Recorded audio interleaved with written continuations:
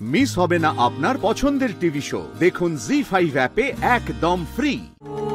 আমার কোনো উপায় ছিল না। উপায় ছিল না? কি বলছেন শ্যামলী? আপনার কাছে কোনো উপায় ছিল না? আপনি এখন বলেছিলেন না, আমার মনে হয়েছিল যে আপনার জীবনে হয়তো কোনো গভীর ক্ষত আছে, এটাকে আপনি লুকিয়ে রাখতে চান সারা পৃথিবীর থেকে। আমি সেটাকে সম্মান করেছিলাম শ্যামলী। আমার মুখ দেখলে আপনার সমস্ত ভালো লাগা উবে যাবে।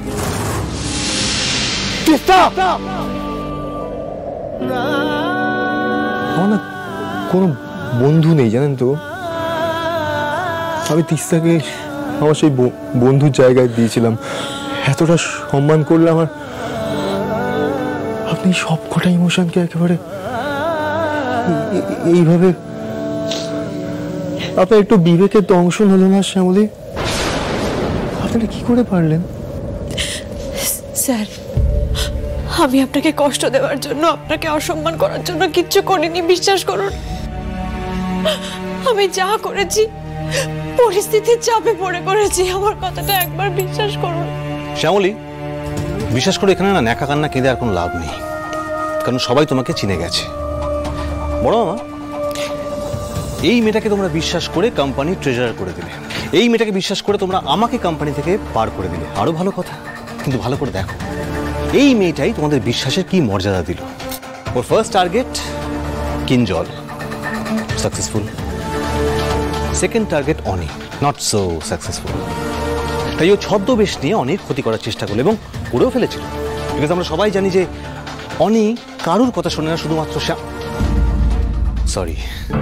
তিস্তার কথা শোনে, তাই না শ্যামলী? এখন এই মুহূর্তে দাঁড়িয়ে আপনি যাই এক্সকিউজ দিন না কেন, that will not change the fact that you are a liar. আপনি শুধু আমাকে ঠকাননি, আপনি এই পরিবারের প্রত্যেকটা লোককে ঠকিয়েছেন। মানলাম শ্যামলী, একসময় আপনার সঙ্গে আমার কথা হতো না, আপনাকে অসম্মান করতাম, খারাপ কথা বলেছি, কিন্তু এখন তো আমি আপনার প্রত্যেকটা কথা শুনি শ্যামলী। আপনাকে সম্মান করি, শ্রদ্ধা করি, আমরা আপনার বোধহয় সব। আপনি সেখানে এটা কি করে করতে পারলেন শ্যামলী? কি করে করতে পারলেন? আমি কিন্তু বলছি তোমাদের, আমার কিন্তু মনে হচ্ছে ওই রোহিণীর ওই ছেলেটা, কি নাম জানো, সৌনক, হ্যাঁ, ওর সাথেও দেখো গিয়ে কোনো শার্ট আছে নিশ্চয়ই। অপলা, তুই চুপ কর। কেন চুপ করবে কাকিমা? যে মেয়ে এত বড় একটা কাণ্ড ঘটাতে পারে, যে আমাদের সকলকে একসাথে এভাবে বোকা বানাতে পারে, সেই মেয়ে সব পারে। মিথ্যেবাদী, ঠগ মেয়ের পক্ষ নিয়ে আপনি গলা ফাটাচ্ছেন। হ্যাঁ, ফাটাচ্ছি। ওর জন্য আমি গলা ফাটাবো। শ্যামলীকে চোর মিথ্যেবাদী বলা খুব সহজ না।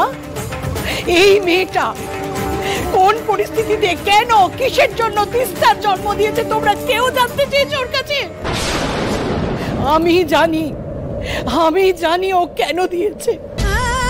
তুমি সব জানতে আলপনা? শুধু কাকিমা নয়,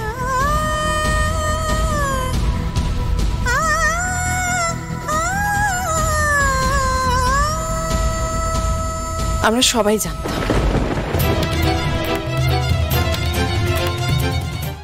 জি5 ডাউনলোড করুন আর সব এপিসোড দেখুন একদম ফ্রি।